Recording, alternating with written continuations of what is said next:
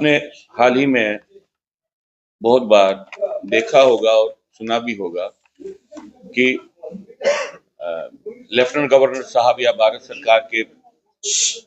अधिकारी बार बार इस बात को कह रहे हैं कि वो टेररिज्म के सपोर्ट स्ट्रक्चर्स को भी खत्म कर देंगे। इस संदर्भ में हम उदाहरण के समेत बात करते हैं। हमको मालूम है पाकिस्तान की जो एजेंसीज हैं यहाँ पे जम्मू कश्मीर में बहुत समय से यहाँ पे जो राजनीतिक तंत्र है या यहाँ का जो एडमिनिस्ट्रेटिव सेटअप है उसमें अपने लोगों को खड़ा करने का प्रयत्न करती हैं और पाकिस्तान समर्थित एक सपोर्ट स्ट्रक्चर जम्मू कश्मीर में बहुत समय से काम करता आ रहा है। लेकिन इसके अलावा हम भारत सरकार से कहते हैं कि भाई आपकी बहुत से पॉलिसी स्ट्रक्चर्स खुद हैं जिनके कारण यहाँ पे एक ऐसा सपोर्ट स्ट्रक्चर बनता है जिससे अलगाववादी ताकतों को और जिससे आतंकवादी ताकतों को ताकत मिलती है। मैं आपको उदाहरण के तौर पे कह सकता हूं कि हाल ही में यहाँ पे 3 एम्प्लॉइज स्टेट गवर्नमेंट एम्प्लॉइज को डिसमिस किया गया जिसमें एक एसपीओ था। और जब हमने उस एसपीओ की का जो पेपर्स में ही उसके बारे में बायोडाटा हुआ वो यह कि भाई वो 2005 में वो एसपीओ बने, बाद में 2011 में कांस्टेबल बने, बाद में उसको इलेक्ट्रॉनिक सर्विलेंस जो यूनिट है जम्मू कश्मीर पुलिस का उसको मेंबर बना दिया गया और 2024 में इनको मालूम पड़ा कि वो लश्कर तोयबा का आदमी। अब हमको ये कहा जा रहा है कि भाई उसको डिसमिस किया गया है और ये बहुत बड़ी बात है। हम इसका स्वागत करते हैं अगर कोई लश्कर तोयबा का कोई व्यक्ति या लश्कर तोयबा को टेररिस्ट ऑर्गेनाइजेशन को समर्थन करने वाला कोई व्यक्ति अगर सरकार में है उसको अगर ये निकालते हैं स्वागत योग्य बात है। लेकिन भारत सरकार कम से कम इस बात का तो आंकलन करे कि इस व्यक्ति को एसपीओ किसने बनाया,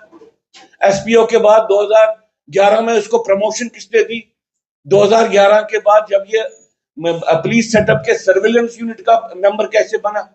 किसने बनाया, किसकी रिकमेंडेशन पे बना। तो जो अपनी सोच है, एडमिनिस्ट्रेटिव सोच रही है भारत सरकार की, जो पॉलिसी स्ट्रक्चर रहा है भारत सरकार की सरकार, उसमें बहुत ही ऐसी कमियां हैं जिसके कारण अलगाववादी तंत्र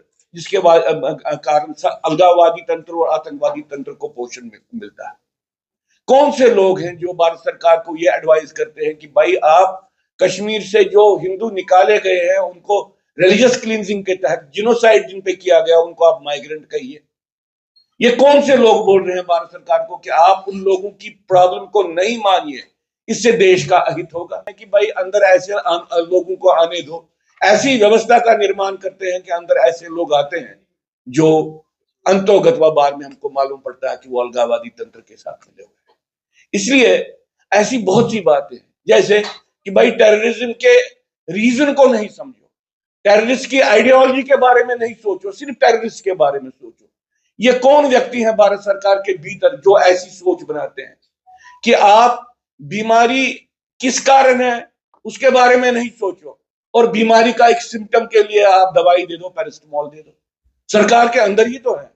और मैं अब ये कांग्रेस सरकार की बात नहीं कर रहा हूं, पिछले 10 साल से तो बीजेपी सरकार है। बीजेपी सरकार में ये क्यों नहीं ठीक हुआ? जिन पॉलिसीज के तहत अंदर अलगाववाद के लिए जगह निकलती है, जिसके कारण अंदर आतंकवाद की समर्थित शक्तियों को वहां पे जगह मिलती है और वो भीतर से काम करके भीतर से घात करते हैं।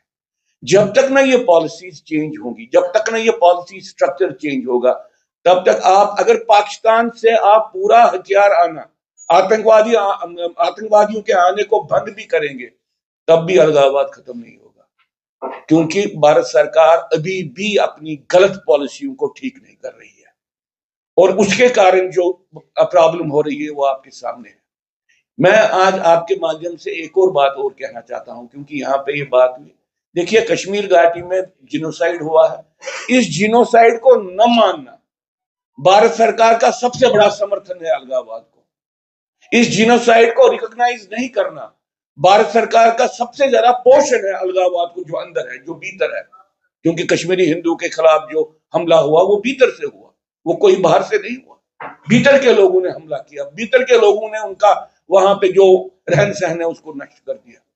और भारत सरकार इस विषय को छेड़ना नहीं चाहती है। और जब वो इस विषय को छेड़ना नहीं चाहती है, जिन तत्वों ने ये किया वो उनको बचाती है, चाहे जानबूझ के